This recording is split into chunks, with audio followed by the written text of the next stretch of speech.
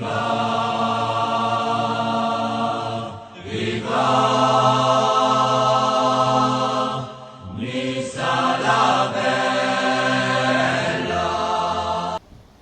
bon, Jamie Tissart, on va se faire la petite vidéo bilan Europa League à mi-parcours bien sûr.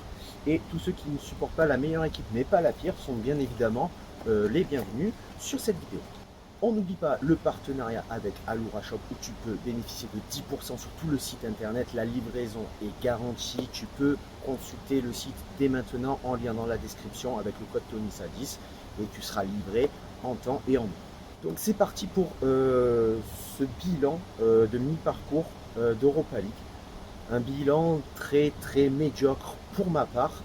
Donc on va revenir sur les différents matchs et je ne vais pas refaire les débriefs des matchs, mais je vais montrer ce qui a beaucoup manqué dans chaque match et qui aurait pu peut-être faire la différence, bon, mis à part le Bayern, mais en tout cas contre le Slavia, ça aurait pu faire une grosse différence et contre Hapoel Beersheva, on aurait pu peut-être gagner plus largement.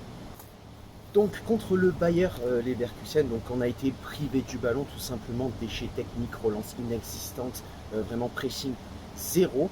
Ce qui a manqué dans ce match, mis à part l'intensité qui a été mis très au-dessus par le Bayer, c'est surtout le manque de pressing sur le porteur du ballon qui se traduit par 2 buts à 25 mètres par Belarabi, 2 fois. 2 fois, on n'attaque pas le ballon, on n'attaque pas le porteur du ballon, on le laisse faire ce qu'il veut, il peut frapper à 20-25 mètres et on se prend les 2 buts. Le deuxième est contré, mais ça n'empêche pas, c'est des faits de jeu. Tu laisses un attaquant milieu de terrain avoir la capacité de frapper sans l'attaquer et sans le gêner, ça se traduit par 2 buts, manque de marquage individuel et bien évidemment la défense qui était complètement amorphe.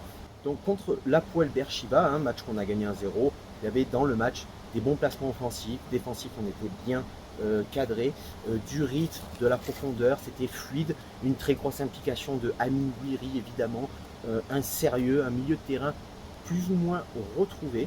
Le problème qu'il y a eu dans ce match, on aurait pu gagner plus largement, mais on joue comme d'habitude qu'une seule mi-temps. C'était une faible équipe de Beersheva, donc c'est pour ça qu'on gagne aussi, une équipe beaucoup plus faible, moins solide, et on a vu tout au long de la saison que quand on joue contre des équipes solides, on ne tient pas un match ni un score. On a eu quelques fautes d'attention en défense qui obligent Walter Benitez encore à faire l'exploit. S'il n'est pas là, on ne gagnait peut-être pas le match. Voilà pourquoi il y a eu aussi beaucoup de difficultés offensives dans ce match. Voilà pourquoi on n'a gagné que 1-0, pas plus, et on aurait pu faire match nul, voire une petite défaite 2-1. Et contre du coup, le Slavia de Prague, il y a une bonne récupération au milieu de terrain. Vraiment, on arrive à récupérer le ballon assez haut, ce qui emmène le but égalisateur d'Amin Gouiri. Après, on a un Dolberg qui est beaucoup trop faible. On a la possession de balle, mais on manque de rythme. Une défense qui se fait très peur. Une mi-temps plutôt, première mi-temps correcte, mais cueillie à froid. Ce qu'il a manqué dans ce match pour qu'on gagne, parce qu'on pouvait le gagner, c'était évidemment d'éviter ce relâchement énorme à la deuxième mi-temps. On est tombé contre une équipe solide, compétitive, qui a l'habitude de l'Europe, très clairement, on l'a vu. On n'attaque pas assez le ballon, ce qui s'est traduit par les 3 buts, hein. Clairement, les 3 buts qui ont été mis par le Slavia, c'est parce qu'on n'a pas attaqué le ballon encore une fois. Donc pas de pressing, une défense apathique, bref, c'est surtout aussi au mental que cette victoire aurait dû se jouer et aurait pu se jouer. Et donc maintenant, on va parler de nos chances de qualification pour les 16e de finale. Donc on est 3e au classement, hein, c'est Leverkusen et Slavia, Leverkusen premier, Slavia de Prague deuxième à égalité avec 6 points, on est 3e avec 3 points et l'Hapoel Beersheva 4e avec 3 points. Clairement, nos chances de qualification, il n'y a pas une solution, ça va se jouer au match retour contre le Slavia.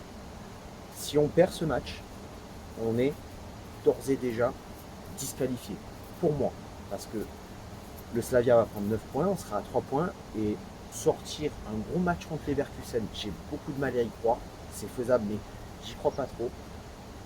Sortir un match correct contre la Poel Beersheva, ça peut se faire. Mais voilà.